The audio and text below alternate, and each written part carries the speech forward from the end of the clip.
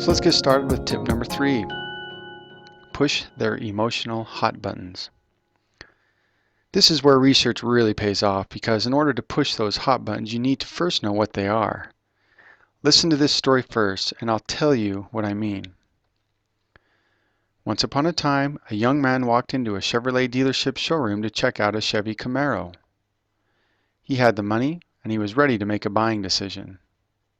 But he couldn't decide if he wanted to buy the Camaro or the Ford Mustang up the road at the Ford dealer. A salesman approached him and soon discovered the man's dilemma. "Tell me what you like best about the Camaro," said the salesman. "Well, it's fast, a car, and I like it for its speed."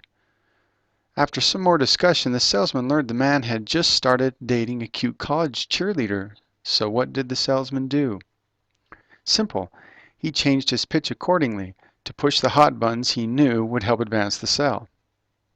He told the man about how impressed his new girlfriend would be when he came home with this car. He placed the mental image in the man's mind of he and his girlfriend cruising to the beach in the Camaro. How all of his friends will be envious when they see him riding around with a beautiful car, with a beautiful girl. And suddenly, the man saw it. He got it. And the salesman recognized this and piled it on even more. Before you know it, the man wrote a nice fat check to the Chevy dealership because he was sold.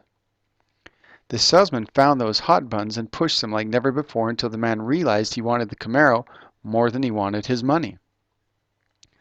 Now I know what you're thinking. The man said he liked the car because it was fast, didn't he?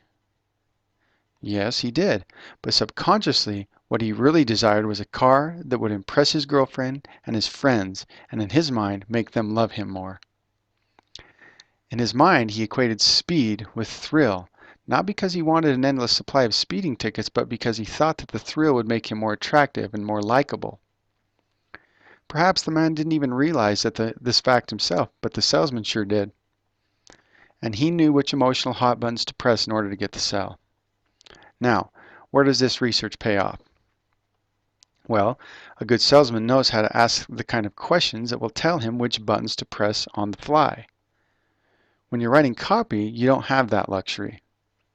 It's therefore very important to know up front the wants, needs, and desires of your prospects for that very reason. If you haven't done your homework, your prospect is going to decide that he'd rather keep his money than buy your product. Remember, copywriting is salesmanship in print.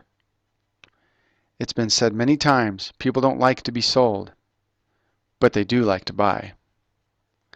And they buy based on emotions first and foremost.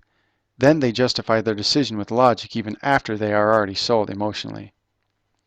So be sure to back up your emotional pitch with logic to nurture that justification at the end. And while you're on the subject, let's talk a moment about perceived hype in a sales letter. A lot more conservative advertisers have decided that they don't like hype because they consider hype to be old news, been there and done that. My customer won't fall for hype, it's just not believable anymore.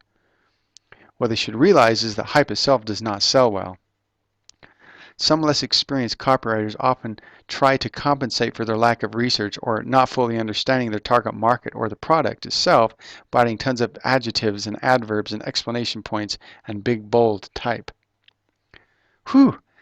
If you do your job right, it's just not needed.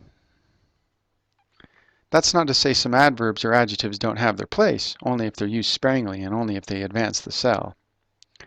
But I think you'd agree that backing up your copy with proof and believability will go a lot farther to convincing your prospects than power words alone.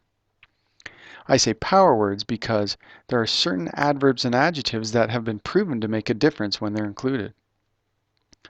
This by itself is not hype, but repeatedly too often they become less effective and they take away from the proof.